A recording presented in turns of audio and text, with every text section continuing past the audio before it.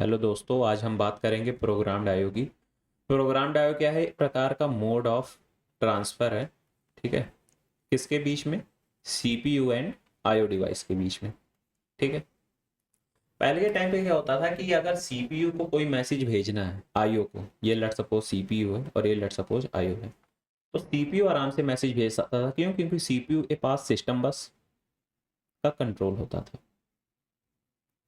ठीक है, तो सिस्टम बस का सीपीयू के पास कंट्रोल रहता था, तो सीपीयू को कोई मैसेज भेजना है, एड्रेस भेजना है, तो एड्रेस बस के जरिए, डाटा भेजना है डाटा बस के जरिए, वो आराम से भेज देता था। बट अगर आईओ को कोई डाटा या इंफॉर्मेशन सेंड करना है सीपीयू को, तो वो नहीं कर पाता था।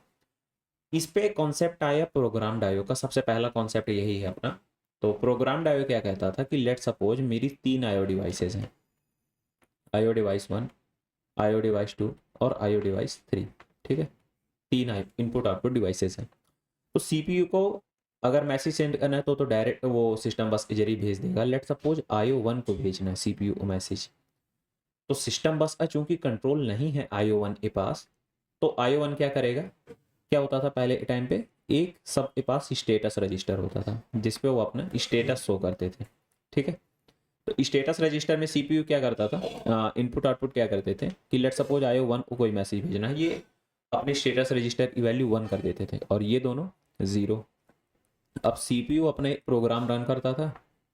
ठीक है, वो प्रोग्राम जब रन हो, उसने देखा आईओ 1 को कोई इंफॉर्मेशन या डाटा रीड या राइट करना है, तो वो उसने इस बस को एक्टिव कर दिया और इनपुट आउटपुट से डाटा ले लिया। ठीक है, इसी तरह आईओ 2 से ले लेगा, आईओ 3 से ले लेगा। चूंकि ये प्रोग्राम रन करता था ये, इसलिए इसका नाम क्या पड़ा? Programmed IO. तो अब इस पे मेन चीज क्या रहती थी कि इसका डिसएडवांटेज क्या, पहले हम ये देख लेते हैं। एडवांटेज तो ये है कि चूंकि अभी तक कोई सीपीयू एंड आईओ के बीच में कम्युनिकेशन वन साइडेड था, तो ये कॉन्सेप्ट एडवांटेज ये है कि सबसे पहली बार हमने टू साइड कम्युनिकेशन स्टैब्लिश की है कि इनपुट आउटपुट भी अपना मैसेज सेंड कर सकता सीपीयू को। इसका डिसएडवांटेज क्या था वो देखते हैं। डिसएडवांटेज इसका ये था कि चूंकि आईओ का जो एक्सेस टाइम होता है इनपुट आउटपुट को एक्सेस करना, इट टेक्स टाइम, काफ़ी टाइम लेता है। इनपुट आउटपुट से कोई भी चीज़ रीड करना या राइट करना काफ़ी टाइम लेता है। बट चूंकि हमारा सीपीयू क्या होता है, बहुत फास्ट होता है, तो इसके कारण क्या दिक्कत आती थी? Lack of synchronisation.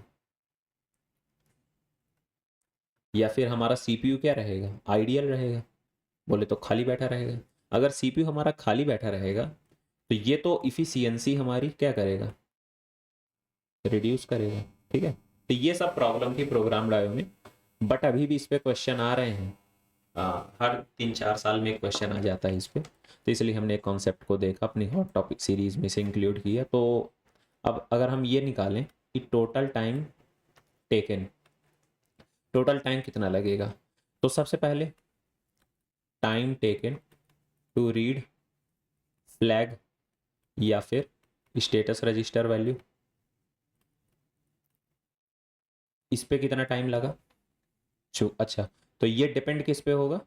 ये डिपेंड होगा आईओ डिवाइस पे।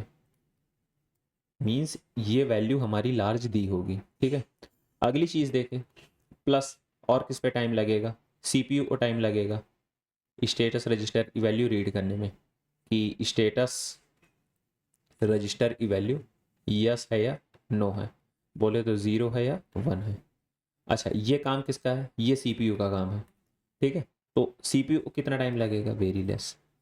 ये इतना कम होता है क्योंकि आईओ डिवाइस का जो टाइम रहता है इतना ज़्यादा होता है कि ये वाला ऑलमोस्ट 0 होता है, या कभी कभी तुम्हें क्वेश्चन में दिया भी नहीं होगा आपको। ठीक है, और अगली चीज़ क्या होगी? प्लस डाटा ट्रांसफर, ये दिया होगा आपको क्वेश्चन में। तो टोटल टाइम क्या लगा? अगले पेज में बताता हूँ मैं। ये लेट सपोज ये सीपीयू है और ये इनपुट आउटपुट है। तो पहला टाइम इसे रीड करने में, दूसरा टाइम सीपीयू को बताने में, मतलब सीपीयू को रीड करने में, और तीसरा टाइम डाटा को ट्रांसफ़र करने में। पहली चीज़ ये, दूसरी चीज़ ये, तीसरी चीज़ ये इस पे डिपेंड है आईओ डिवाइस पे, इस पे डिपेंड है सीपीयू पे, और डाटा हमें ट्रांसफ़र करना है। ठीक है, तो ये फॉर्मूला है जिस पे से मैं अगर बताऊं तो ये वाला टाइम हमें नहीं दिया होगा, 0 होगा। ठीक है, तो टोटल टाइम ये होगा और एक ये होगा। तो अगर मैं इस फॉर्मूले को लिखूं तो time taken is equal to क्या होगा, status read a time plus data transfer rate. ठीक है, ये है हमारा फॉर्मूला किसका, प्रोग्राम्ड आईओ का। ठीक है, कॉन्सेप्ट क्लियर हुआ प्रोग्राम्ड आईओ का पूरा। अब इस पे सवाल देख लेते हैं, आ गया सवाल, हाँ ये मिल गया। ठीक है, अब ये सवाल देखते हैं। Consider a device, device means IO device, ठीक है, विच ऑपरेट्स ऑन 20 MB पर सेकेंड, मीन्स क्या है 20 MB एक सेकेंड में। ये स्पीड है किसकी, आईओ डिवाइस की। ठीक है, ये किसकी स्पीड है, आईओ डिवाइस की।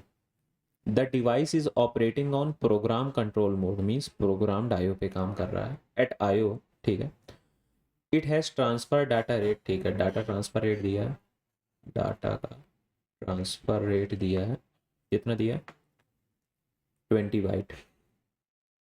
अच्छा एक चीज़ और थी, इस सवाल पे जैसे अगर जो स्टेटस रजिस्टर है इसकी वो ना दिया हो, साइज ना दिया हो, तो हम क्या करेंगे, बाय डिफॉल्ट 1 बाइट कंसीडर करेंगे। 1 बाइट, बिट नहीं बाइट है। ठीक है, तो ये चीज़ भी ध्यान में रखेंगे। तो सवाल देखते हैं, क्वेश्चन क्या कह रहा है कि 20 MB 1 सेकेंड में रीड कर रहा है आईओ डिवाइस का टाइम, स्पीड दी हुई है और डाटा ट्रांसफर रेट दिया है 20 बाइट। टोटल ट्रांसफर हो सकता है, the data is transferred byte wise. ठीक है, अब बाइट वाइज ही क्वेश्चन में दिया है। The size of status register, यहाँ पे कितना दिया है साइज स्टेटस रजिस्टर का, 2 बाइट। अगर न दिया होता तो हम बाई डिफॉल्ट क्या मानते, 1 byte. Total time needed to perform the data transfer in microsecond. ठीक है, तो अगर 20 MB को 1 सेकेंड लग रहा है तो 1 बाइट को कितना टाइम लगेगा, 1/20M, 1/20 M मीन्स 10⁻6, 1/20 कितना होगा 0.05 और 10⁻6 ऊपर जाए कितना हो जाएगा माइक्रो सेकेंड। ये आ गया। 1 बाइट को ट्रांसफर करने में कितना टाइम लग रहा है 0.05 माइक्रो सेकेंड। तो टोटल डाटा कितना ट्रांसफर करना है मुझे 20 बाइट। टोटल डाटा कितना ट्रांसफर करना है 20 बाइट। तो डाटा ट्रांसफर में टाइम कितना लगा 20 बाइट और 1 बाइट में लग रहा है 0.05 माइक्रो सेकेंड। तो कितना आ गया, इससे पॉइंट यहाँ आया 0 कटा 5 2 ज़ा 10। ठीक है, पॉइंट माइक्रो सेकेंड मीन्स ये आ गया 1 माइक्रो सेकेंड। ये मेरा क्या आ गया डाटा ट्रांसफर रेट। अब स्टेटस रजिस्टर को रीड करने में कितना टाइम लगेगा, स्टेटस रजिस्टर, एक minute, status register read time कितना है, साइज कितना दिया हुआ है 2 बाइट। ठीक है, 2 बाइट साइज दिया है और 1 बाइट को रीड करने में टाइम कितना लग रहा है 0.05 माइक्रो सेकेंड। तो टाइम कितना आ गया ये 0.1 माइक्रो सेकेंड। ठीक है, 0.1 माइक्रो सेकेंड आ गया। तो टोटल टाइम कितना लगेगा, टोटल टाइम लगेगा स्टेटस का रीड का time plus data transfer time. तो स्टेटस रीड में कितना लगा 0.1, इसमें कितना लगा 1, और ये टोटल कितने में है माइक्रो सेकेंड में, तो 1.1 micro second. That is the answer of this question. ठीक है, तो ये रहा पूरा कॉन्सेप्ट प्रोग्राम्ड आईओ का। ठीक है, तो अगला वीडियो आएगा इंटरप्ट आईओ पे, फिर इसके बाद अगला आएगा डीएमए पे। ठीक है, सेकेंड है थर्ड। ये सब क्या है, मोड ऑफ ट्रांसफर है किसके बीच में, आईओ डिवाइसेस के बीच में, आईओ डिवाइस से मेमोरी के बीच में, आईओ डिवाइस से सीपीयू के बीच में। 2 ट्रांसफर रेट आईओ से सीपीयू के बीच में है, कौन कौन से, प्रोग्राम्ड आईओ और इंटरप्ट आईओ। और डीएमए क्या है, direct memory access, means IO CPU से मतलब नहीं रखेगा, डायरेक्ट मेमोरी एक्सेस करना चाहेगा, तो वो हम डीएमए में देखेंगे। उसके बाद अपने मोड ऑफ ट्रांसफर कंप्लीट हो जाएंगे। ठीक है, तो मिलते हैं अगले वीडियो में, तब तक के लिए बाय।